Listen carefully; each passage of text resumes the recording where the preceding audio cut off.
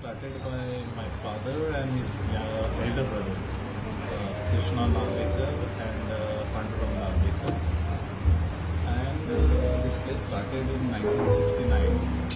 And since then we are serving special chicken shabati and mutton shabati. That is our secret masala recipe. So almost 55 years we are running this place. Earlier they were making only chicken shabati, so it is a Rauti Pone.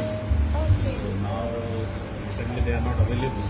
So then we started with layers, like only female version of Rauti chicken. And then we added one more dish, mutton shabati also.